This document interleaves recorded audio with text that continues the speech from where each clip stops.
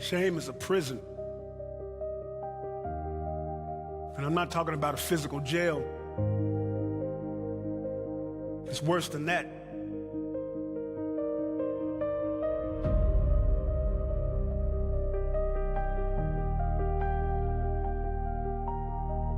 You know, we give off this perception like we have it all together. And by doing that, we push away souls who are yearning for Christ, who think they aren't good enough because we put up this facade like we are. Something's been heavy on you. I struggle with anger. I struggle with patience at times. Honestly, I feel I'm not worthy to stand before this congregation. First lady, they shot my son. I heard gunshots, and then I found him on the porch. And I see he flatlined twice already. My son died twice already. Maybe I'm too far gone. Can't be saved. If you believe in Christ, you're already saved. Well, I'm gonna need you to explain it to me then, because why does it feel like God hates me right now? Chad, my daughter is not getting hurt as a consequence of your actions. You just bought new liquor yesterday. You drank it all before 2 o'clock. Watch your mouth! So tell me about her. I'm just trying to get to know you better. It's the only thing you won't go into detail about.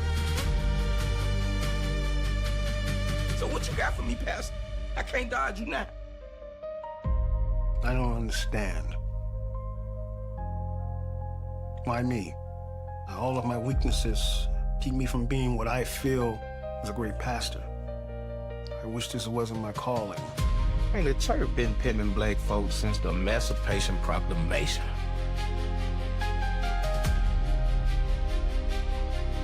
We should be able to seek counsel in our time of trouble.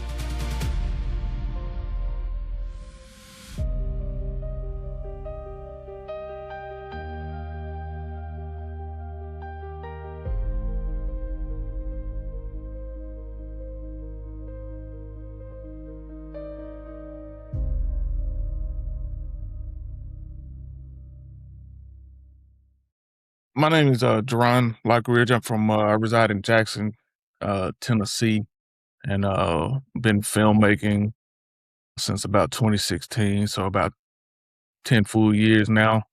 Have a variety of feature-length projects, series, and kind of changed directions about a year ago to making more kind of faith-centric content, and I'm in the process now of releasing my latest series, which is House for the Broken, that I'm excited about and excited to have produced. You've lived two very intense lives at once, police officer and filmmaker. What has police work shown you about people that later ended up in your writing? Man, it just showed me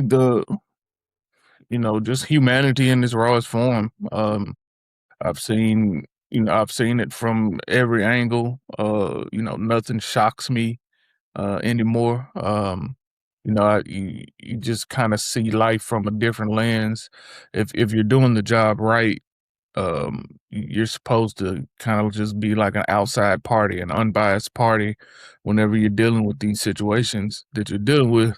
So having to see life like that, it just kind of helps, just put an effective lens on the world as a whole, just to see humanity. And, when it comes to my writing, it also lends to me being able to give a more authentic, true aspect to my writing, to where I can just speak about and write about so many different things because I've experienced it, I've witnessed it. So it just kind of gives me a genuine human voice to my projects that a lot of people appreciate. So before the faith-based pivot, what were you chasing as an independent filmmaker? Success, freedom, or ownership? Basically ownership. That's something that still is important to me. I just, whenever you accept a dollar of investment from somebody, that person becomes a part of your project, and that person's voice becomes a part of your project. And I've just always been very particular about that. I've always wanted that creative freedom to write and express how I wanted to write and express. Sometimes people have their own agendas. Sometimes people have their own way of doing things. But as soon as you take that dollar, you have to take that voice in. So, just having that creative freedom, having that ownership from the start has always been in a way, a non-negotiable for me, unless, I meet somebody who has shared values as me. But yeah, I've always been one to strive for ownership, just having that creative freedom and ownership of my content that I produce, and I can start with it, I can produce with it, I can distribute it however I so choose, without, having to take a option or a route that I didn't agree with, just because I had to take a investor or something to get the project made. Is that due to you wanting to have the creative control to put the kind of topics and narration that you feel that outside entities might want to change in your narrations of your stories? Yeah, in a way, I've just always, because I'm a writer, I do everything hands on. So, whenever you do something that much hands on, it just becomes your baby. I mean, it becomes a part of you. So I've always been protective of my art, which I consider, my baby in a way. So Yeah. having that creative control, I know my intent behind it. I know I have pure intention behind my art whenever I create it. So that's one reason why I've always been very particular about, ownership from the start. And then you see people like Tyler Perry, for one, like how he came onto the scene. Um, and he pretty much recreated it when it comes to ownership. Like creates what he wants, how he wants, and he's has two major distributors that he's a part of, two major competitors. I mean, in the streaming world, that he's signed to exclusive deals to both of them, and that's unheard of. So I've always been inspired by how he came up and how he, made his mark into the industry. Although I'm not a fan of his work particularly, but I am a fan of how he, Business. used his creative ownership and made his dream come true. So yeah, that's always been something that I've strived for myself. So you've described yourself as someone who learned by doing. Was independent film your film school? Yes, my first film, I think I produced it, about 2009, actually. I found this little camera in a pawn shop, GL1 camera, little Canon GL1, I'll never forget. And it was just like $50. And me and a couple coworkers at the place I worked at the time decided, hey man, y'all want to get together on the weekends and just kind of do this thing. So I was always getting out there and just learning hands on. And later on, people wouldn't believe, like, man, you did this by yourself. So a lot of that was a lot of just naive, you know, just wanting to get out there and do it. Because if I had to talk to a lot of filmmakers at the time, I probably would have been scared. I would have thought, man, I can't go out there and do it. But kind of me not knowing any better, going out there and doing these jobs and learning these skills myself just kind of formed me later on to how I am now. Like even with this series, it was an 8 episode series that I'm in the process of releasing. I served as the director, the writer, the director of photography, the editor. So I'm doing a lot of the main jobs myself.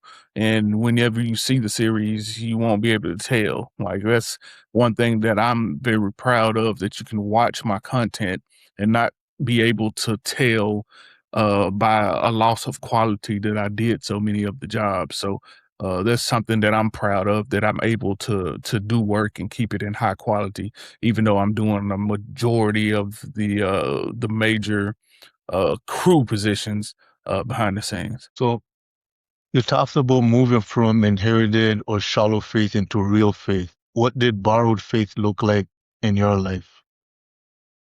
Man, just going through motions. I've always, grew up in church and everything.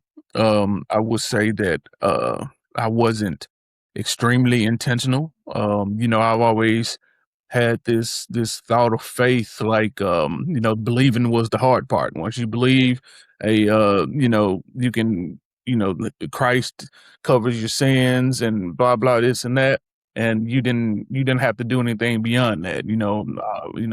So I kind of kept that mindset for the majority of my life. So like whenever, a time came when I started to have questions or when I started to wonder about certain things, I had this thought also that, you don't question God, so you just deal with it. So I would have these questions and stuff like that. And just kind of in this crisis of faith where, I got to this crossroads where, either I'm on prove to myself that he's real or I'm just gonna go this other way.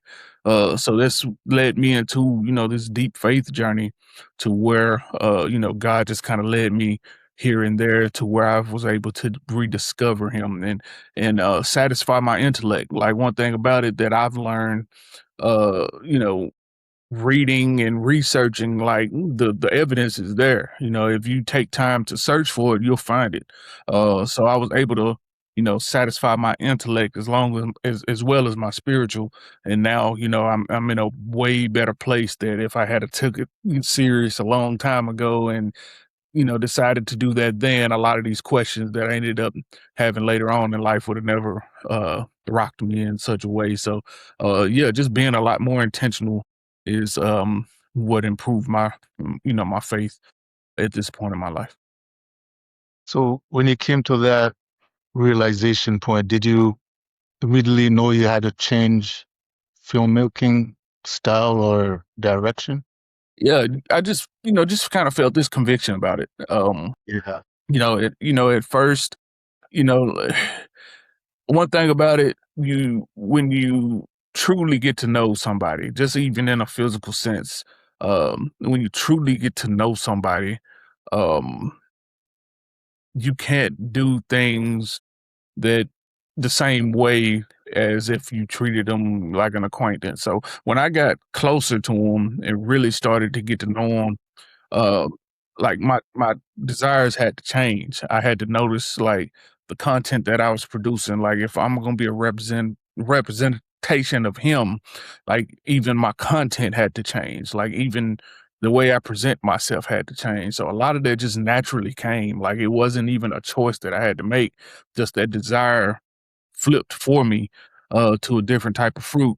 So like I just felt this conviction, like, man, I'm out here making these projects like this. I need to use this gift that I was gifted and use it for his glory. So that was just kind of where that came, that decision where I rebranded my company and started to make more purposeful projects for now and the foreseeable future, as long as I do this filmmaking thing. So your new series, who is this series specifically for? Man, it's for anybody. This is a series where, I just kind of pull back um the curtain on Christianity. Like a lot of people, the you have a lot of people who give this impression that it's perfection, that goody two shoes, we got it all together, which is farthest from the truth. Once one of the things, like once I got into the Bible for myself, that I saw, in the midst of my own struggles at the time, once I saw is like he talks about struggle a lot. Like we live in a fallen world. We live in a fallen world that sin and stuff has overcome. Free will and evil, it exists, it's true. So, suffering is going to be part of life. It's just the life that we live in. And just becoming part of the faith, you're not going to get away from that. And I mean, it says it right there. It tells you about it. It talks about suffering quite a bit, but it also says he'll meet you in the midst of it. If you seek him, he'll walk with you through it. So House for the Broken is a show that just kind of shows the imperfections of this faith journey. You have a pastor who's leading a flock of a church, but he's having issues at home trying to get his son on the right path. His son is rebelling and going against everything he trained him up to be. You have another congregant going through domestic abuse issues. You have another lady who has a very wild past, and she's feeling like, man, it's nothing that I can do to make this right. Like, I don't care what you say, like my past is my past and it's terrible, but she's trying to work through that. You have another lady on there who's dealing with a son who's in the streets that ended up getting shot, and she's trying to deal with trying to save his life. So you have a lot of different situations that are spoke about in this show. It's kind of gritty in some ways, but I try to bring a real raw and authentic lens to the topics that you see on this show that I feel you don't see much of, especially with faith-based work. Something that I'm passionate about is telling those type of stories, because even if you read the Bible, like, everything in there is not peaches and cream. You got some crazy, wild stories in there. So, like, if you could tell that in that book, I should be able to show something authentic and be able to still put a message in it and under a faith-based umbrella with my work. So that's just something I'm passionate about, is just showing a lot of what you don't see. Everything's not Disney and cheesy and happy, and it's a lot of hard life out here being lived, and I just want to portray that on screen. Why did you call it House for the Broken? Uh, Basically, it's just a lot of it takes place around this church. Um, So, you church is called a lot of things, and really it's a hospital for the sick. Like, everybody's going through something. So, in my term, I use house for the broken, because you got a bunch of broken people just trying to put the pieces together and, look toward the source of life. Just look toward to God to get this stuff fixed, and look for answers and direction. So you just got a group of people, all together in this community, just trying to figure it all out. So House for the Broken just felt like a perfect name, because you got all these broken pieces just trying to put everything back together in these different story arcs that you'll see on the show. What kind of brokenness are you trying to show that Christian media usually avoids? Yeah, just the imperfections, like I spoke about earlier, just the imperfections that people deal with in their life. Everything, you don't dodge grief, you don't dodge trials in any way. I think of James chapter 1, where he says, count it all joy when you go through different trials. Like, he mentions it uh all throughout the Bible, just the issues that you're going to face in this life. So just that's one thing that I just wanted to put a mirror up to show that a lot of people struggle. A lot of this show came just from my own crisis of faith, in a way, to where I started wondering this and that. Like, so I wanted to bring a show to kind of show a true voice to people who are dealing with those things, that even somebody who you know can look at this show. I honestly believe somebody who doesn't believe in God, believe that's just the craziest mess ever. Like, what are y'all even talking about? I believe they can look at this show and still pull something from it. Like, this show is for the unbeliever, the believer that's straddling the fence, and the believer. I believe you can still pull something of value from this show, and that's my intent when I wrote it. I didn't want it to be one of those shows that's just preaching and banging you across the head, but I did want it to put some authentic voices on screen, authentic storylines on screen that, when you view it, you can kind of still relate to it in one way or another. You just brought up you have different storylines. Which theme was the hardest to write, honestly? Hmm. I wouldn't say any was hard. I would say the most complicated would be the lead character. The lead character is named J.J. Childs. He's the pastor of this church, and just showing the weight on his shoulders. He has to deal with stuff at home. He has to deal with, he's asleep and he gets calls in the middle of the night and has to go out and help a member who's in crisis, like just showing the weight of people who are in ministry, and what they have to deal with, and trying to give that a true voice without overdoing it. It's an episode on there where he goes to the barbershop and, a barbershop conversation just kind of gets real passionate, where he kind of has to defend the faith because people are wondering, like, man, why do you even do this? Like, this and that. So you have some real hard questions that he has to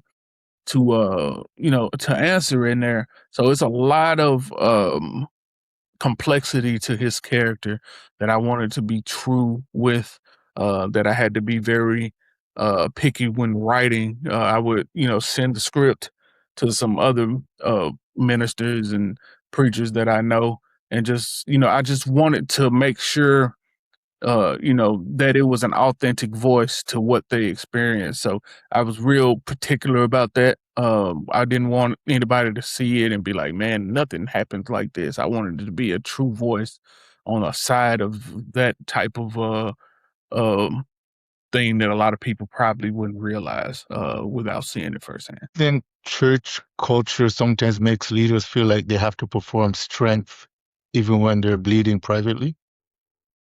Yeah, I believe that's a part of it a lot of the time. Just being a leader, sometimes when you're anointed as that, you kind of have to do that. But I mean, a lot of that is if that particular person is honest or not. You have some people who will see a leader like that, bleeding, and probably lose trust in them. They're like, well, if you're dealing with this, why should I follow you? And then you have others who would admire that, who would rather follow somebody who's that vulnerable and open about the issues that they're dealing with.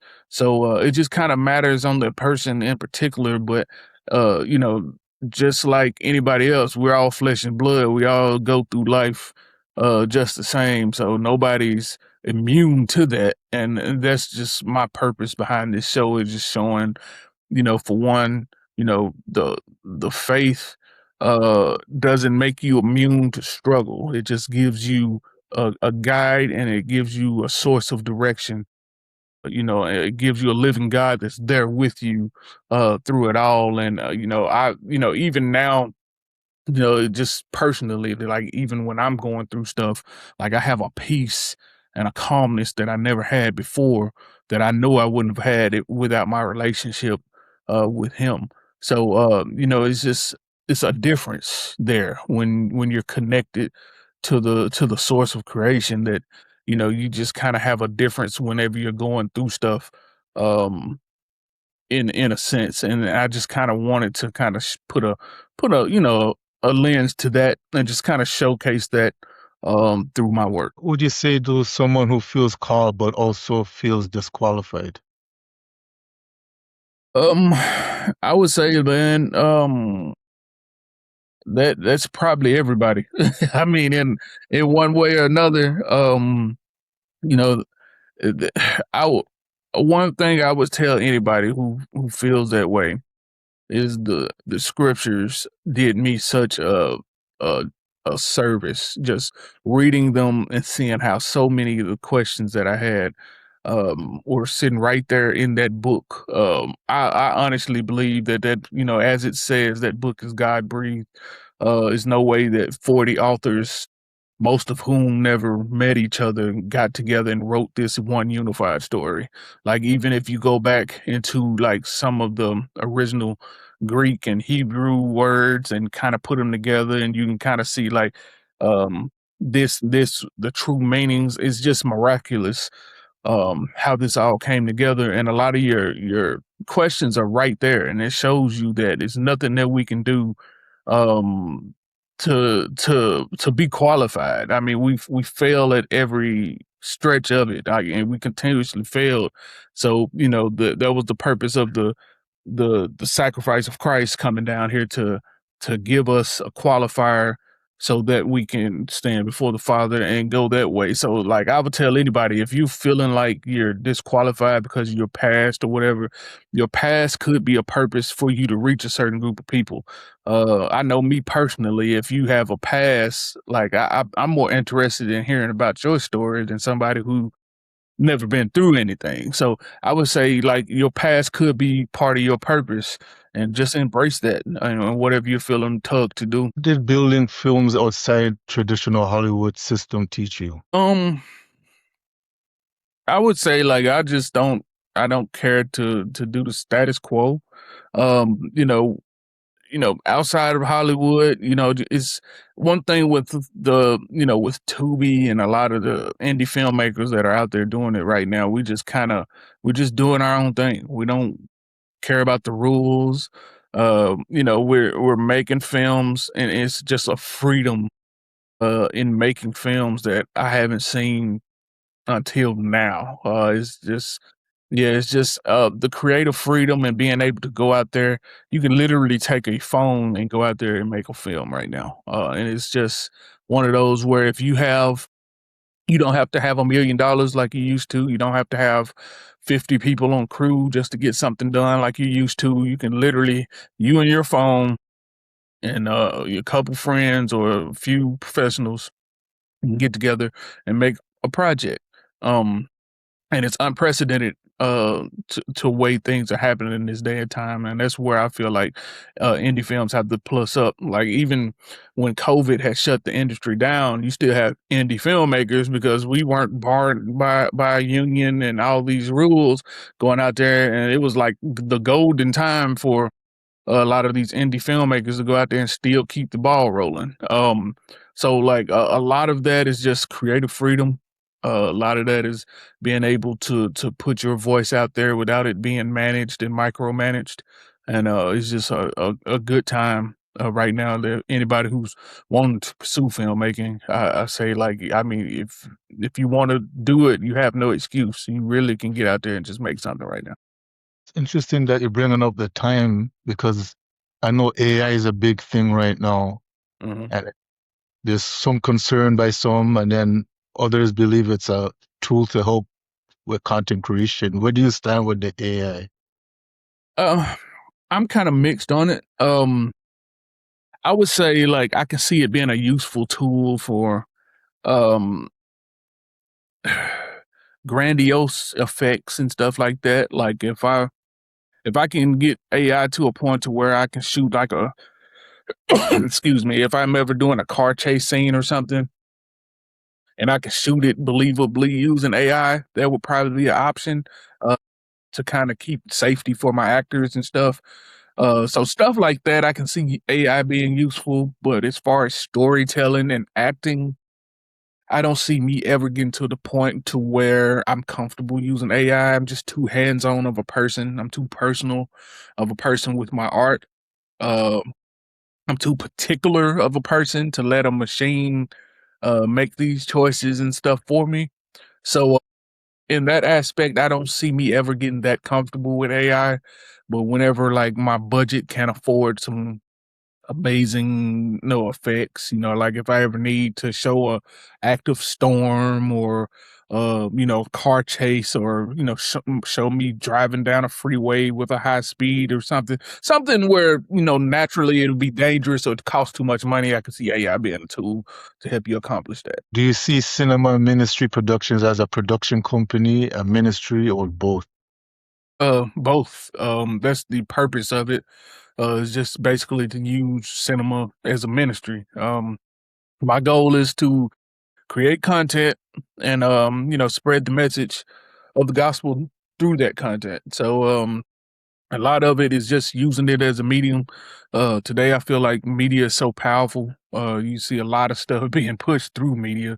So I feel like I can just put my own voice out there and use the media for a positive purpose, and for people that enjoy that type of content, I feel they would enjoy what we plan on doing with our company. We have a lot of things planned with short form content, reels and stuff that are specifically for uh social media and vertical dramas and such like that, and still shows and movies. So we have a lot in the plans. And yeah, that's the purpose. It's gonna be twofold. That's why I kind of made the name that way. It's gonna be entertainment and ministry, all in the same fold. Advice would you give a filmmaker who feels called to tell stories but doesn't have the budget, machine, or industry access? I would say like when it comes to that, I would just say look at my story. I started with nothing. I started with a little cheap camera and just went out there and made it happen. I didn't know my very first film. I didn't shoot myself. My brother helped me shoot it. I just directed, let somebody else edit it, and that editor kind of ran off on me. So I remember feeling helpless to the point like I didn't want to feel like that again. So I just went on YouTube, free resources all over YouTube. I learned how to edit. I started just going out there shooting myself, learning how to light, looking at tutorials, and just started to hone my skills by myself. And a lot of my earlier work, like I've literally made a feature film with $500. So like you can make a movie with nothing, and it turns out of something. That movie actually right there, I made it with $500. Mostly two actors in one location. And I was able to feed them um off of that $500. And Yeah. later I was able to pay them after we had a screening of the movie for premiere. I was able to pay them a little something off the proceeds of the tickets we sold there. So sometimes you have to get a little creative. um you have to go a little bit outside the box to get your films made. But that's the beauty of indie film to me. Like you can just kind of just get creative and do things that hadn't been done before in order to get what you need made. So I would just say get online, soak in all the information you can, find you some friends who are like-minded, who are interested in the arts, go out there and just make stuff and continue to push the envelope and get better. And I promise you, if I did it, you can do it too, because I started with absolutely nothing. So it's possible to attain. Yeah. What do you hope people say after watching House for the Broken? And where can people follow the project and support Cinema Ministry Productions? Right now the project is slated to release July 2026. Um, uh, Tubi, Roku, Amazon are the platforms that mostly the show would likely be on, with a lot more being licensed as well. I would just say follow us on Cinema Ministry on Facebook, Instagram, TikTok, cinemaministry.com, my website. I have a mailing list that we will also be emailing that information out as soon as we get it. And that's a good way to keep up with us. But yeah, what I hope for people to get from this show is just authentic storytelling. Hopefully I hope people are inspired. If I can get one or two to kind of take some situations in this and kind of get closer in their own faith walk, man, even better. But I just want people to see this show and feel like, man, this felt real. This felt like something that I know, something very relatable. And hopefully it impacts a few people after they watch it. One final thing to wrap it up. What do you believe God is asking storytellers to do differently in this season? I would say, if you feel that tug, he just wants truth out there. You have a lot of stuff that's going on, especially under the umbrella of church and Christianity. That's, if you read the scriptures yourself, you can kind of see that something ain't quite right there. So it's a lot of people being led astray. It's a lot of some crazy stuff going on out there that's not rooted in scripture. I would just say I believe that there's this calling for people just to put truth out there, and and kind of in a way hold people accountable who are spreading falsehoods and other stuff that's going on out there. But yeah, I would say, man, just I know for me personally, I can't excuse me, speak for anybody else, but Yeah.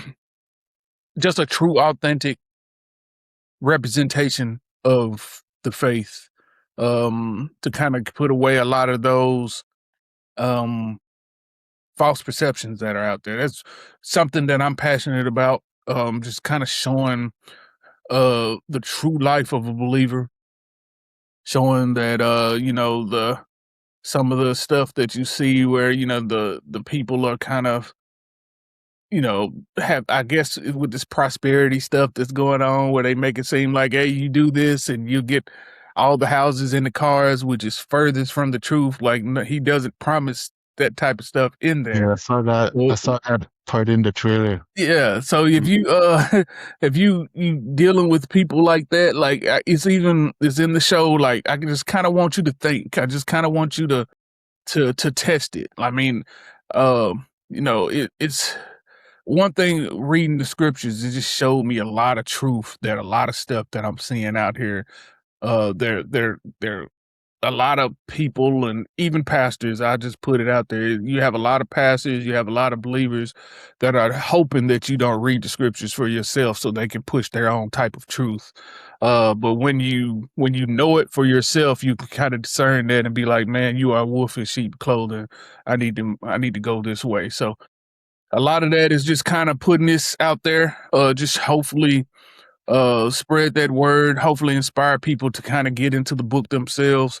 And that way, whenever you out and about, you just kind of discern better and spot those wolves in sheep's clothing and not be led out of the faith because you believed a lie from the start that wasn't the truth, and your expectations were all over the place when they should have been focused on him all along. So yeah, that's how I feel, my purpose as far as getting into this. Telling us about your new series and your whole process of how you've become the producer you are today. Yeah, I appreciate you for having me on today.